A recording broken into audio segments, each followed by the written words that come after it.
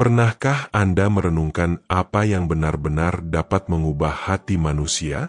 Kita bisa mengubah kebiasaan, kita bisa berusaha mengendalikan sikap, kita bahkan berusaha menjadi orang yang lebih baik. Tetapi apakah itu cukup untuk benar-benar mengubah isi hati kita? Bayangkan menggenggam batu dengan erat. Anda bisa meremasnya sekuat tenaga, tetapi tidak akan terjadi apa-apa. Batu itu tidak akan terbentuk, tidak akan luluh, tidak akan berubah. Hal yang sama berlaku untuk hati manusia ketika belum disentuh oleh Tuhan.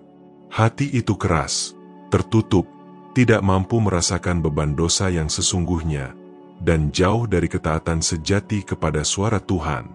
Berapa kali kita mencoba, dengan kekuatan kita sendiri, untuk melepaskan diri dari kecanduan, mengubah perilaku, atau membebaskan diri dari perasaan yang memenjarakan kita? Berapa kali kita berjanji pada diri sendiri bahwa kita akan berbeda, hanya untuk menyadari bahwa kita telah kembali pada kesalahan yang sama? Seperti meremas batu, usahanya ada, tetapi hasilnya tak pernah terlihat. Inilah kondisi hati tanpa Kristus, hati batu yang tak mau menyerah, tak mau membungkuk, dan tak menemukan sukacita dalam apa yang kudus. Namun, justru disinilah kasih karunia Allah mulai bekerja. Dia tidak membiarkan kita terjebak dalam perjuangan yang sia-sia ini. Sebaliknya, Dia menjanjikan sesuatu yang luar biasa dalam firman-Nya. Kamu akan kuberikan hati yang baru, dan roh yang baru di dalam batinmu. Aku akan menjauhkan dari tubuhmu hati yang keras dan kuberikan kepadamu hati yang taat. Yehezkiel 36, 25-27. Ini bukan sekadar perbaikan yang dangkal, bukan riasan rohani untuk menyembunyikan kekurangan kita. Ini adalah penggantian yang sejati. Allah menyingkirkan apa yang keras, dingin, dan tidak peka, lalu menempatkan di dalam diri kita hati yang hidup, yang mampu merasakan kehadirannya, mencintai apa yang kudus, dan berserah diri kepada kehendak-Nya. Mukjizat ini bukan hasil usaha manusia, melainkan dari Roh Kudus yang tinggal di dalam kita ketika kita menyerahkan hidup kita kepada Yesus. Transformasi ini tidak terjadi dalam semalam, melainkan seperti benih yang ditanam di tanah yang subur. Ia bertumbuh, menguat, dan berbuah.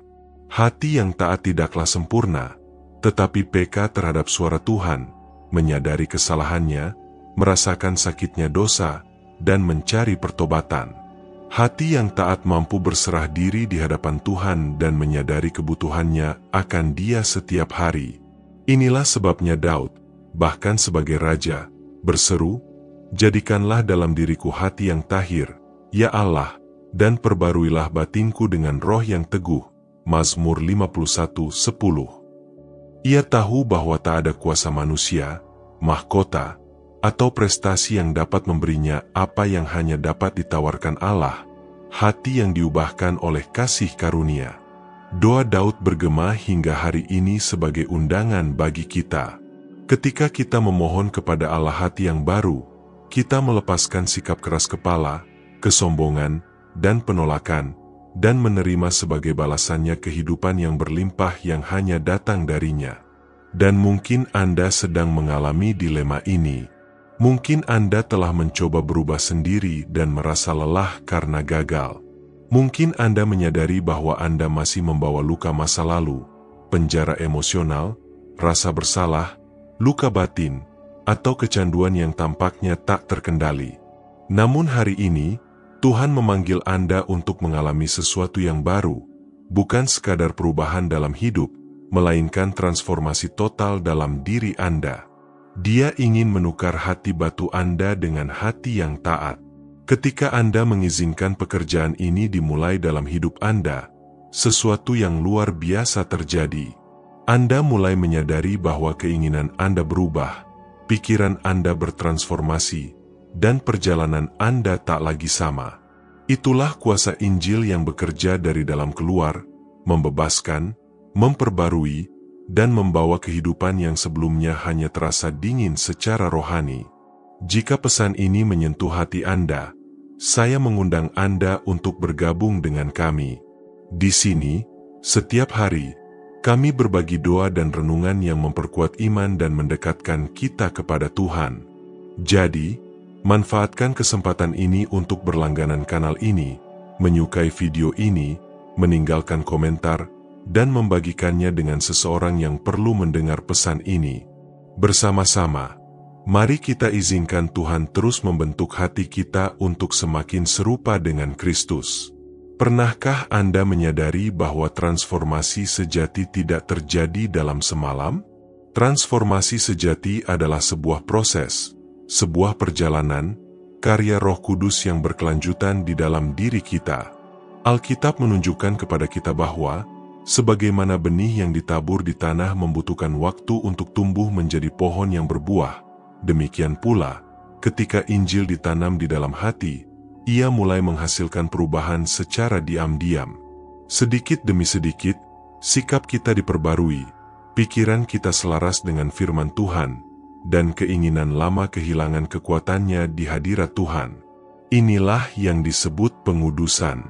Anda mungkin pernah mendengar kata ini dan mengira itu hanya diperuntukkan bagi pendeta, misionaris, atau orang-orang yang sangat rohani. Padahal, bukan itu masalahnya. Pengudusan adalah proses yang dilalui setiap orang Kristen setelah mengenal Kristus. Pengudusan bukan berarti menjadi sempurna, melainkan dibentuk setiap hari untuk semakin serupa dengannya. Seolah-olah Tuhan sedang memahat karakter kita, membuang segala kekotoran, dan menempatkan keindahannya di dalam diri kita. Renungkanlah berapa kali Anda bergumul dengan sesuatu yang tampaknya mustahil diatasi. Mungkin itu kecanduan, godaan yang terus-menerus, luka batin, amarah, luka, atau bahkan kesombongan. Tanpa Kristus, semua itu mendominasi dan memenjarakan Anda. Namun, ketika Roh Kudus berdiam di dalam diri Anda, kekuatan baru lahir. Apa yang dulu menaklukkan Anda kini mulai kehilangan kuasanya. Di tempat yang dulunya takut, lahirlah keberanian. Di tempat yang dulunya benci, tumbuhlah pengampunan. Di tempat yang dulunya hampa, muncullah kepenuhan hadirat Allah. Namun tentu saja, perjalanan ini bukannya tanpa pergumulan. Injil menantang kita. Injil menyingkapkan aspek-aspek kehidupan kita yang belum sepenuhnya berserah kepada Kristus. Injil memanggil kita untuk meninggalkan dosa dan menantang kita untuk melepaskan segala sesuatu yang memisahkan kita dari kekudusan. Dan ini bukanlah pesan yang menenangkan. Seringkali, menyakitkan untuk mengakui bahwa kita masih memiliki area-area yang mengeras di dalam diri kita, tempat-tempat rahasia di mana kita masih menyimpan kebencian, kesombongan, atau keinginan berdosa. Namun justru di area-area inilah Roh Kudus ingin bertindak, menghancurkan segala sesuatu yang menentang kehendak Allah. Dan ketika kita jatuh, apa yang terjadi ketika kita gagal bahkan setelah mengenal Kristus? Musuh mencoba meyakinkan kita bahwa tidak ada harapan lagi, bahwa kita sama seperti sebelumnya, dan bahwa kita tidak berubah sama sekali. Namun, kebenarannya adalah kasih karunia Allah lebih besar daripada kejatuhan apapun. Ketika kita tersandung, kita tidak perlu lari dari Allah, melainkan berlari kepadanya. Karena Dia penuh belas kasihan, sabar, dan kasih. Dia tahu kita rapuh, namun Dia menopang kita agar kita dapat bangkit dan melanjutkan perjalanan kita. Firman Tuhan berkata dalam Filipi 1:6, Ia, yang memulai pekerjaan yang baik di antara kamu, akan meneruskannya sampai pada akhirnya pada hari Kristus Yesus. Ini berarti jika Anda telah menyerahkan hidup Anda kepada Yesus, transformasi Anda telah dimulai dan tidak akan berhenti di tengah jalan. Allah setia untuk menyelesaikan apa yang telah Dia mulai. Dan inilah salah satu janji terbesar yang dapat kita tepati. Kita tak lagi sama. Meskipun prosesnya panjang, meskipun menghadapi tantangan, kenyataannya hati yang membatu telah digantikan oleh hati yang taat. Dan itu mengubah segalanya. Kini ada kepekaan baru di dalam dirimu, kesadaran yang berbeda, suara yang berbicara lebih lantang, suara Roh Kudus. Anda mungkin bahkan melihat diri sendiri dan berpikir masih ada jalan panjang yang harus ditempuh. Tetapi ingatlah, fakta bahwa Anda sudah merasakan hasrat untuk berubah, mencari Tuhan, dan hidup dalam kekudusan sudah merupakan tanda bahwa Dia sedang bekerja di dalam Anda. Hati yang keras tidak peduli dengan dosa, tetapi hati yang telah diubahkan merasakan bebannya dan mencari pertobatan.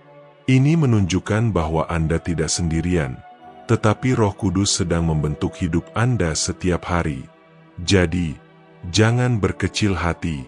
Jika perjalanan terasa sulit, jika pergumulan terasa tak berujung, percayalah, Tuhan tidak hanya mengampuni masa lalumu, Dia juga mengubah masa kinimu dan menjamin masa depanmu. Inilah keindahan Injil. Injil bukan hanya janji kehidupan kekal, tetapi sumber pembaruan yang terus-menerus selama kita hidup di bumi ini.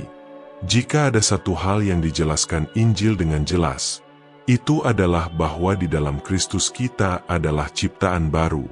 Rasul Paulus menyatakan, "Jadi siapa yang ada di dalam Kristus, ia adalah ciptaan baru, yang lama sudah berlalu, sesungguhnya yang baru sudah datang."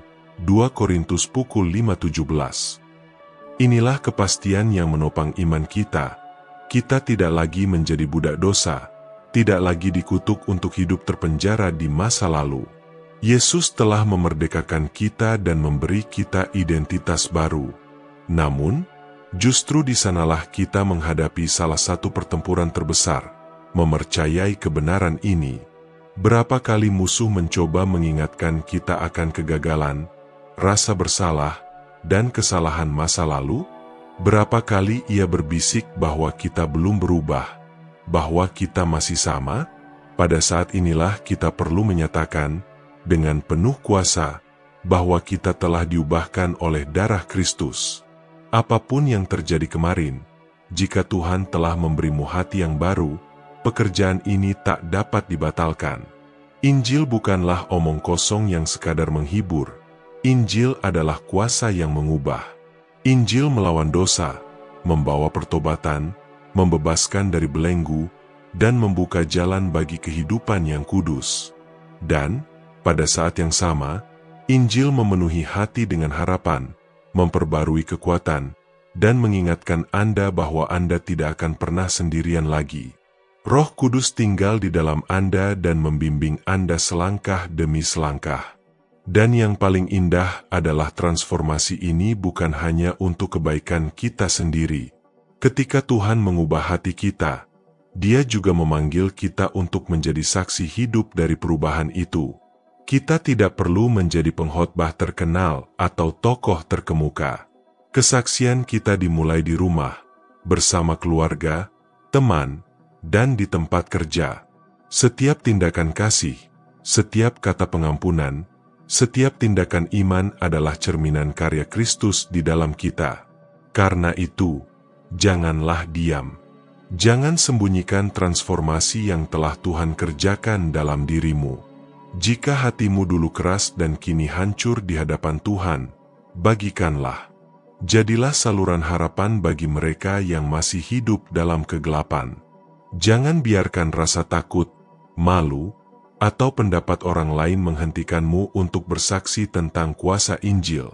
Dan ketika pergumulan datang, karena memang akan terjadi, ingatlah bahwa Anda tidak berjalan sendirian. Allah yang sama yang memulai pekerjaan ini dalam hidup Anda setia memeliharanya sampai akhir.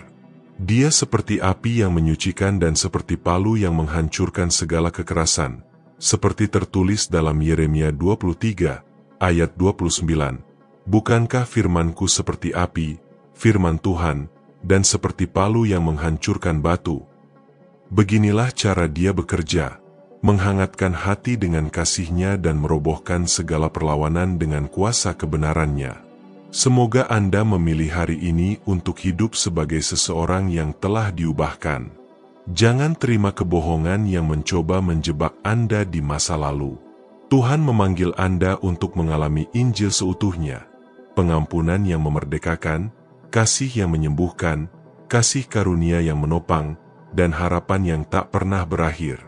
Jika pesan ini menyentuh hati Anda, bukalah hati Anda di hadapan Tuhan sekarang juga dan berdoalah, Tuhan, teruslah ubah hidupku. Jangan biarkan aku mengeraskan hati lagi. Ambillah hatiku dan jadikanlah tempat kediaman roh-Mu. Dan, jika Anda ingin tetap teguh dalam perjalanan iman ini, saya mengundang Anda untuk berlangganan kanal ini, menyukai, berkomentar, dan membagikan doa ini. Bersama-sama, kita akan terus menyebarkan firman dan menguatkan hati yang juga perlu dijangkau oleh kasih karunia Kristus.